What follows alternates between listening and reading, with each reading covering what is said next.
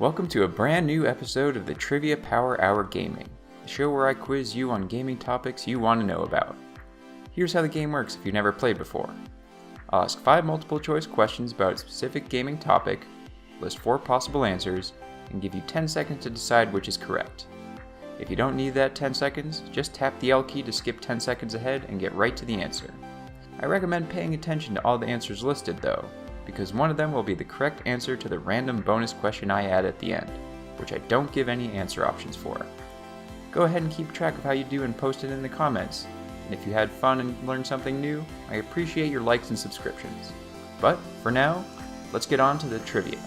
Today we're going to be looking at the titles of games that were changed between regions.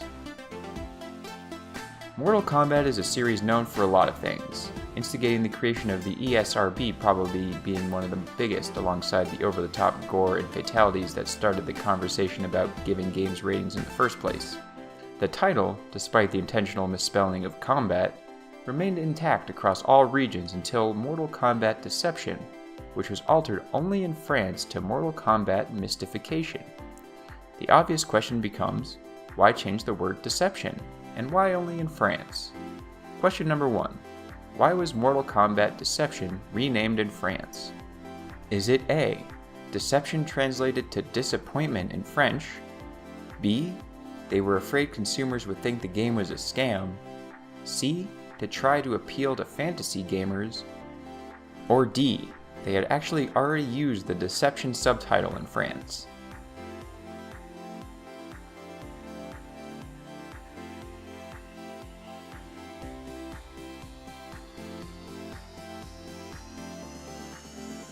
It is unclear who came up with the subtitle Mystification or how, but even after publisher Midway designed that the game would be changed in France, they eventually had to confirm the change would happen due to translation issues. Looking deeper, it was easy to uncover the details about this change. Roughly translated, the word deception, with an accented E, means disappointment, frustration, and letdown. So yeah, it was probably a good call to change the title when it would otherwise have been called Mortal Kombat Disappointment. After the first Ratchet & Clank game, which was titled as such, Insomniac started having more fun with pushing the envelope in terms of what they could get away with in titling the game's many sequels. These titles included Going Commando and Up Your Arsenal, to name just 2. These, and almost all Ratchet & Clank games with innuendo titles, had their titles changed in Europe except for one. Question number 2. Which of these Ratchet & Clank games did not have the title changed in Europe? Was it A, A Quest for Booty, B, Full Frontal Assault, C, Deadlocked, or D, Size Matters?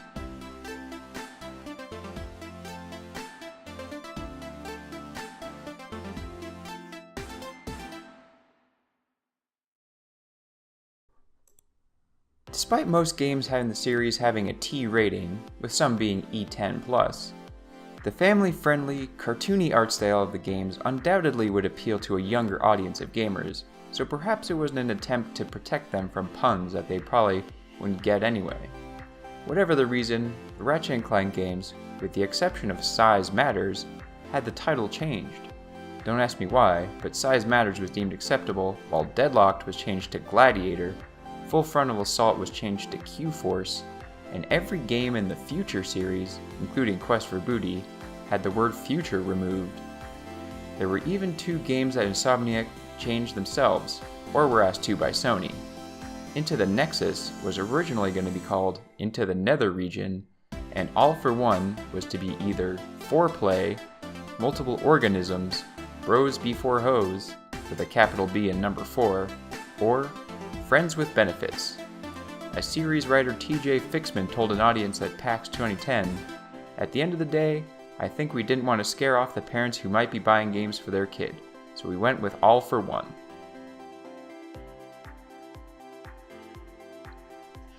There have been plenty of recent examples where famous game directors have left, or been forced to leave, their big development studio and all their IPs behind, and were forced to create spiritual successors rather than actual sequels.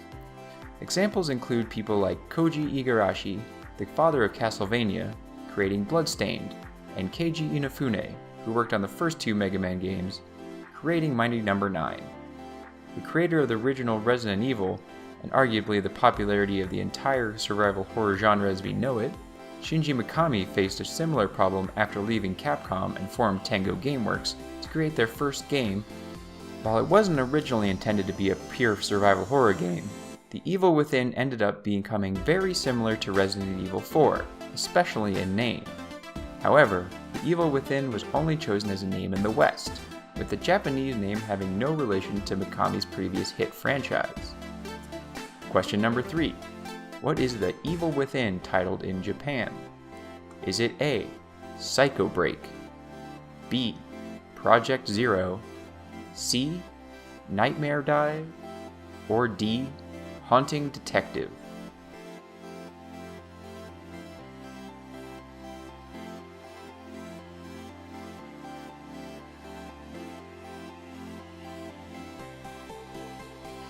Even the biggest names behind video games are only recognizable to a small subset of the market, so even if The Evil Within had directed by Shinji Mikami on the cover, it would mean something to only that small passionate group.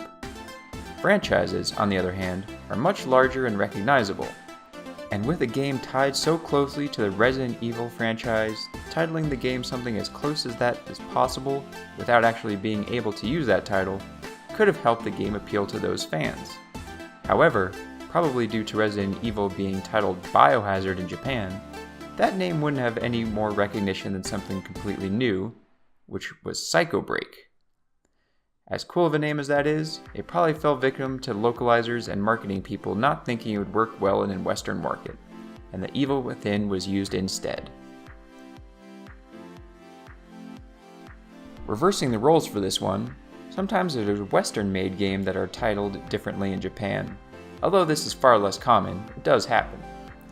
Similar to the previous question, the Japanese name for Turok 2 Seeds of Evil probably wouldn't have been a good idea for a wide Western release, but at the same time is awesome in an over-the-top, doesn't make sense kind of way. So, question number 4. What was Turok 2 Seeds of Evil renamed in Japan? Was it A. Dinosaur Kill, Big Hunt, B. Violence Killer, Turok New Generation, C. Evil Reborn, Savage Weapon, or D. Ancient Predator, Killing Prey?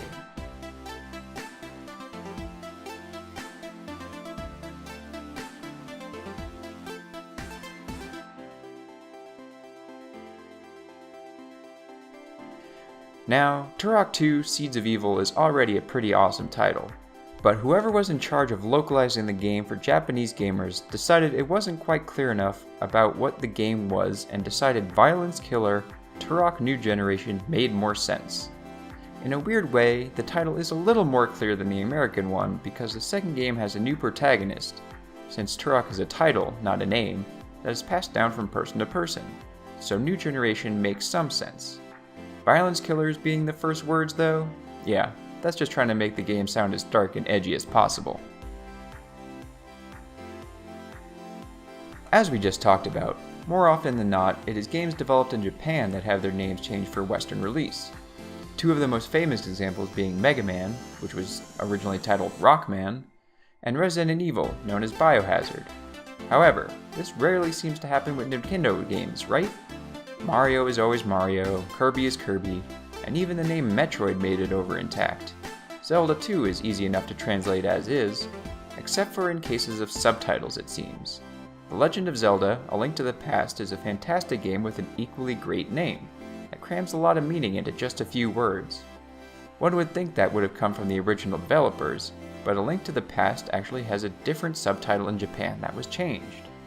Question number 5. What is A Link to the Past called in Japan? Is it A. Hero of the Dark World, B. Ganon's Defeat, C. The Golden Land, or D. Triforce of the Gods?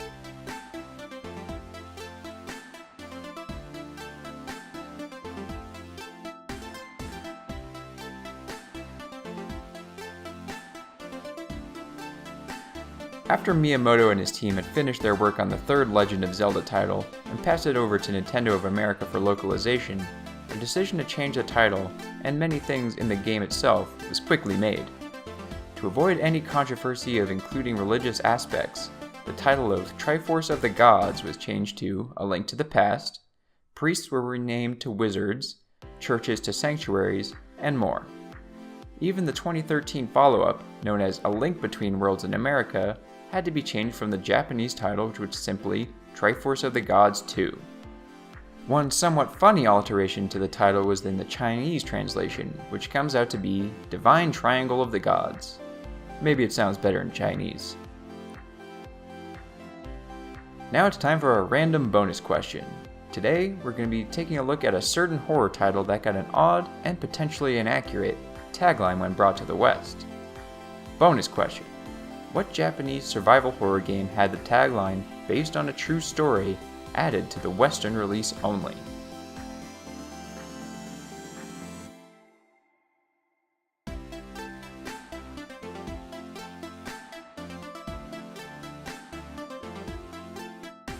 The answer is Project Zero, aka Zero, aka Fatal Frame in America.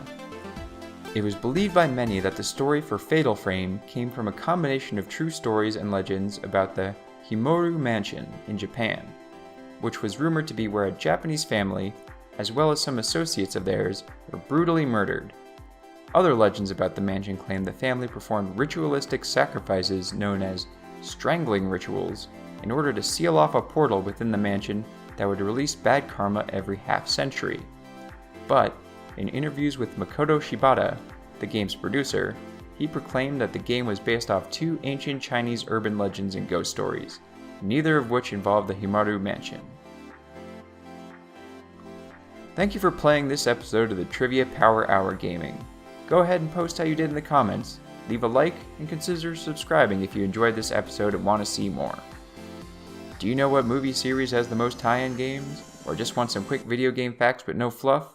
Check out my other videos on games based on movies and rapid-fire facts for more great gaming trivia I know you'll like.